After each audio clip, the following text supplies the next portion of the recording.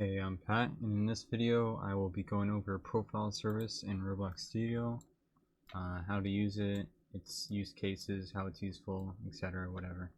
So, what is profile service? It's a module script created by, I actually don't know who made it. I forget his name, bro. He's a legend though, we love him, he's the best. He created the godsend.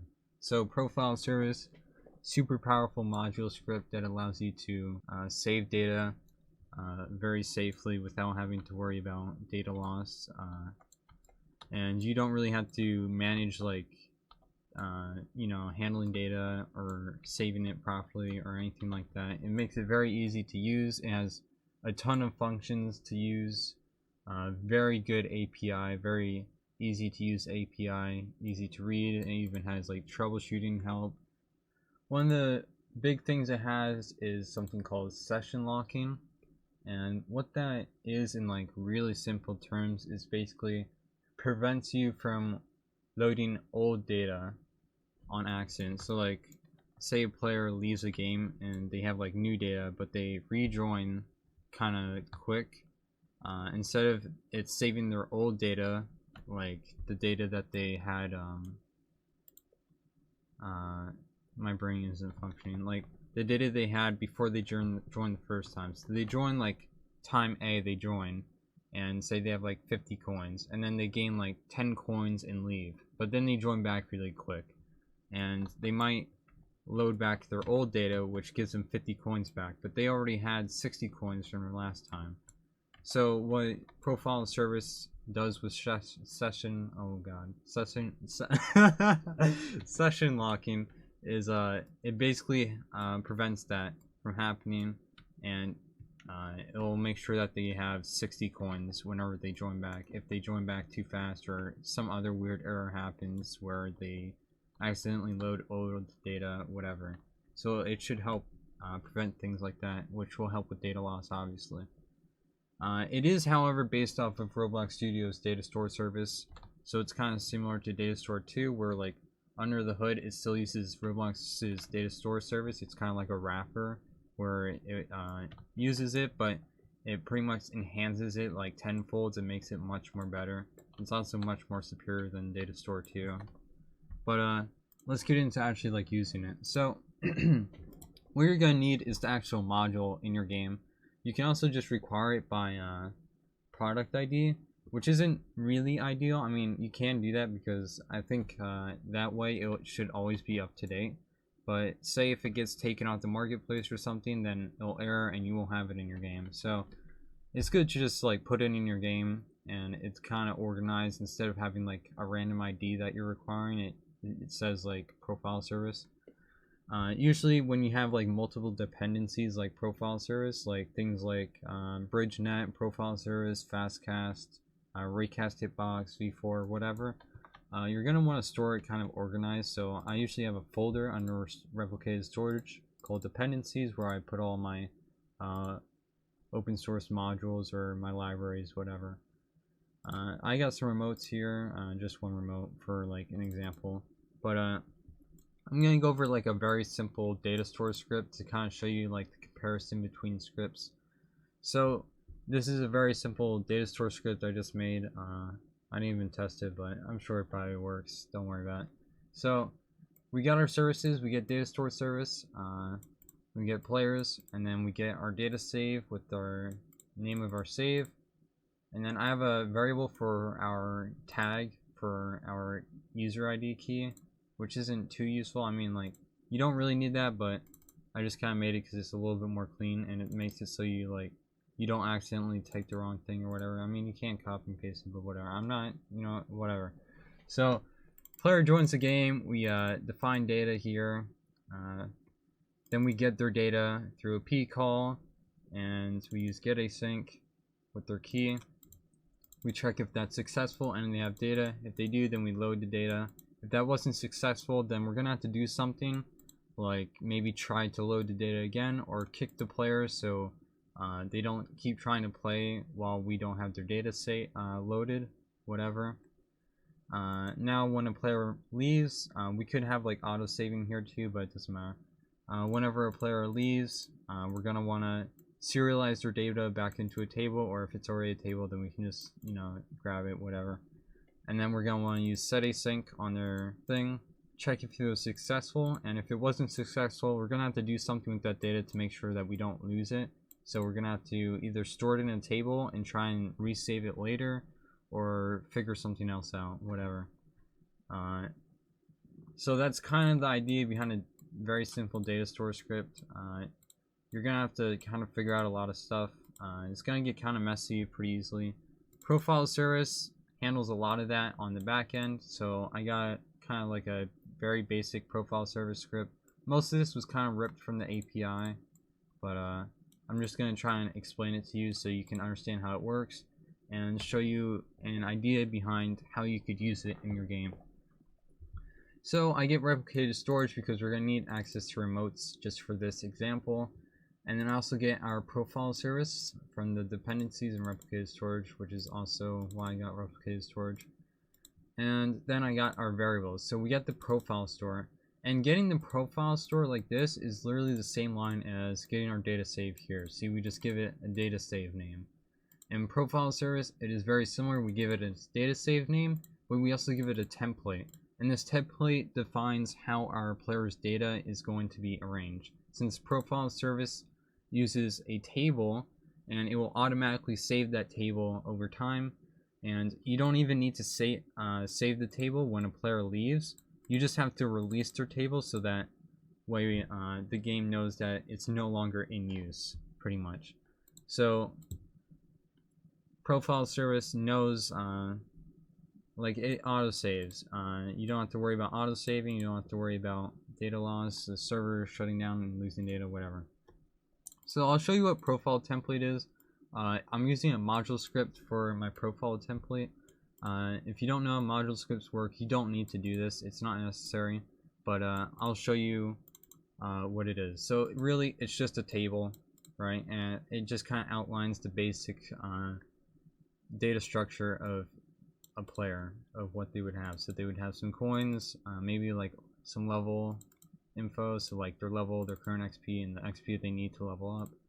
Maybe an inventory for like acquired items or whatever, and then also for their skins that they have, and then we just return that table. So this is literally just the same thing as if I define the table in here, something like this, and then I just did replaced the require with profile template. This is the exact same thing. It's just a lot cleaner to not have, you know, like a giant table outlining a player's data inside your script. Instead, you have it like off in a module script, very easy to edit and read and access without having to go into your main script and like try and change it, or adding a ton of extra lines to your script and making it harder to read, right? Then what we have is our key tagging. Actually, I don't think I even use this. I don't know. I just copied this over from our script. I don't use that. But then we got our profiles table, which is where we'll store all of our players' profiles, which is how we'll access their data, because now each player is going to get a copy of our profile template. So we're going to need a way to access each player's individual data. And we're going to do that by storing all their data inside of, or all their profiles inside of a table, which can be easily accessed. Now, like in a proper game, you would probably store players' profiles inside of a module script so that you can access it from any script on the server. If you want like more understanding of how to access tables like globally across the server and handle like replication to decline or whatever, I literally just made a video on that, so you should check that out. But I'm not going to go over that too in depth in this video. I'll touch on it a little bit, but that's pretty much the idea behind this table here. Anyways, so once the player joins the game, we're going to need to set up their profile. So it's not going to be too complicated. We're going to have to get their profile and through load profile async. And what this will do is either get a player's profile or create a new profile for that player based off of their key tag or their user ID. I could have used key tag here, but I got too lazy, so don't worry about it. Then we make sure the profile is not nil. And the reason we do this is because there could possibly be an error for the data loading. So there could be a problem on Roblox's end with their servers or something like that. So if we have a problem with loading their profile, what we'll do is we'll kick the player. And the reason for this is if we kick the player, then they can't like progress in the game and like lose all the data that they progress because they're not playing the game anymore, and they'll have to rejoin. And hopefully when they rejoin, there won't be any problems, and if there are, they'll just get kicked again, and they'll have to wait until like Roblox fixes their broken ass servers. So if the profile is not nailed, then what we'll do is we'll continue on inside of our script right here. So in here, what we'll do is add user ID, and what this does is this complies with GDPR, which is some shitty European guideline for data management. You don't really care about it, but what it does is it makes it so your game abides by European law. If you don't do this, I mean, you can't just like ban your game from European, like get which country a player is joining from, and if they're in Europe, just like kick them or whatever. But you know, like adding things like this can be kind of useful in case like for some reason your game like accidentally gets big and like Europe wants to like bust down your door or something. You never know. But it's not too important really, but I mean, it helps, I guess, right? So they have GDPR compliance support. And then they got reconcile. This is a method that fills in missing variables from your profile template. So say we got this template here. A player joins the game. They get maybe like 50 coins in their template. And now this will be their table that is saved inside their data store. Something like this, right? But say we have an update. We just added some new stuff. Say we just added like, I don't know. I don't have any good ideas for things to add. But say we just added like houses to our game, or like whatever, like their house, you know, like they can buy multiple houses or whatever. Say we just added houses. Now when a player joins back, they're not going to have this houses key inside of their table, right? When the player joins the game, they're not going to have houses in their key in their table, because when their data was saved, it didn't have a houses key, right? So what reconcile does is it'll compare the player's loaded profile with the profile template and see if there's any missing keys, and if there are any missing keys, they will add the new keys to the player's profile. This can be kind of bad in some cases. For example, say you have an inventory like this, and say you have like some items in your inventory and you have reconcile on. When a player joins the game, say you have like a default inventory, or your inventory is just empty, or you have like a default inventory. The player joins the game, and they'll be I can't speak. If say like the default items are missing from the player's inventory, I'll add them back, and it'll kind of like duplicate the default items. You don't want that, so theoretically you would want to remove reconcile in that case. But you know, obviously there's different use cases for it, different ways you could like avoid having issues with reconcile. But you know, it's just kind of like an idea. It's very useful. Profile service has a ton of different methods and a ton of different things that you can use it for, so I highly recommend checking out their API. I'll leave a link to it in the description so you can read on it. It's very easy to read and understand. It's really useful, very well made. Then we got this listen to release. So this is kind of like an event whenever the profile is released, it will call this function. So say, just kind of think about it as listen to release as an event that we're connecting to this function. So whenever a profile is released, which pretty much means that we remove the profile. So we like whenever we release a profile, it means that it's no longer in use. Like when a player leaves the game, like down here, right? So whenever it's released, we probably going to like want to do some other things, like remove their index from our profiles table. So that way we're not taking up memory that we're not using, because if a player's profile is released, then their profile is now nil. So, or actually no, I don't think it's like properly nil, but it is like not in use and you won't be able to really use it. And if you released it, you're probably not going to be using it anyway, so having it still stored inside of your profiles table is going to be pretty useful, or useless, and a waste of memory. So you're going to want to set that index back to nil.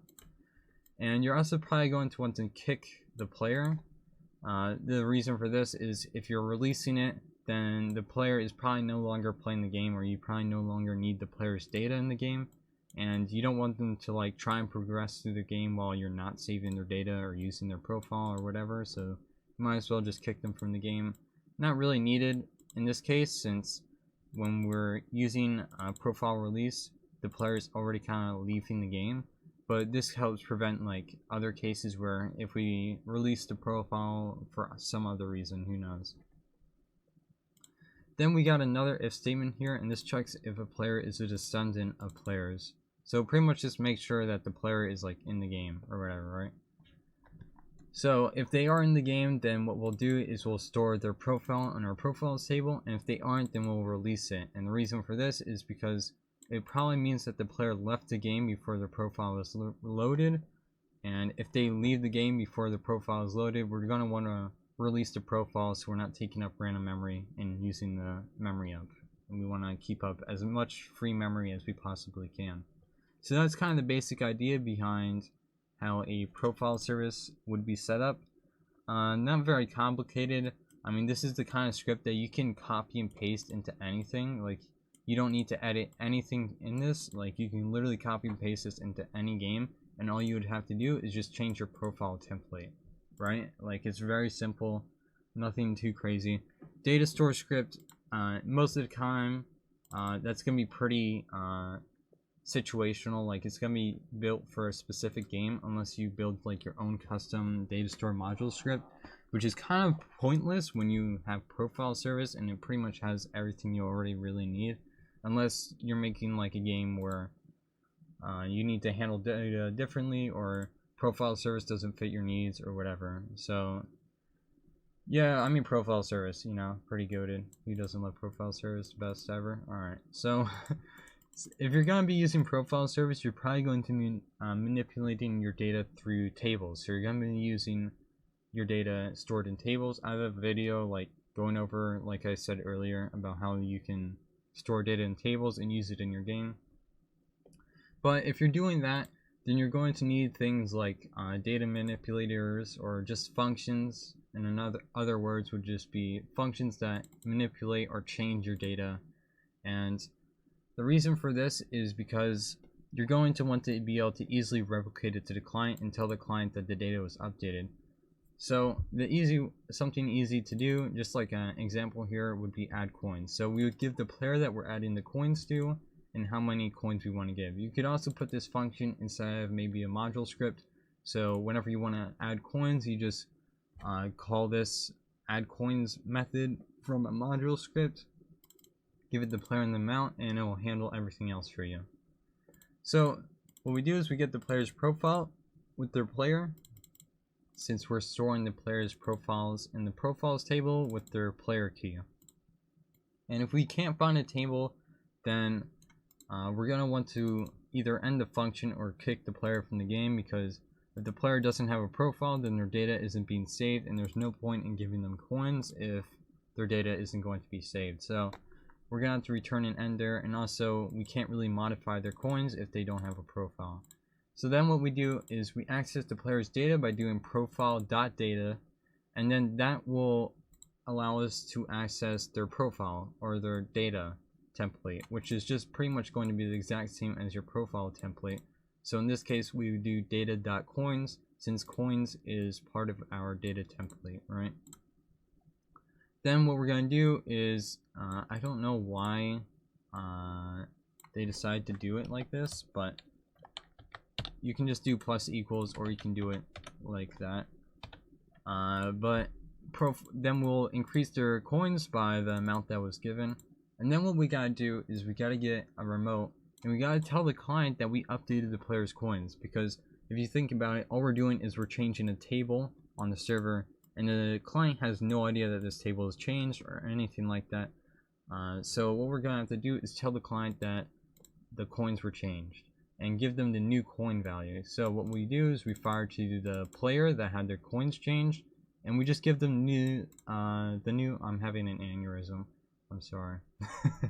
We give them the new coins value, which is just profile.data.coins, and that way the GUI on the client can update and show the updated coins value, or maybe play like some kind of crazy GUI animation for like some coins getting sucked in or something crazy, who knows. Anyways, that's pretty much it.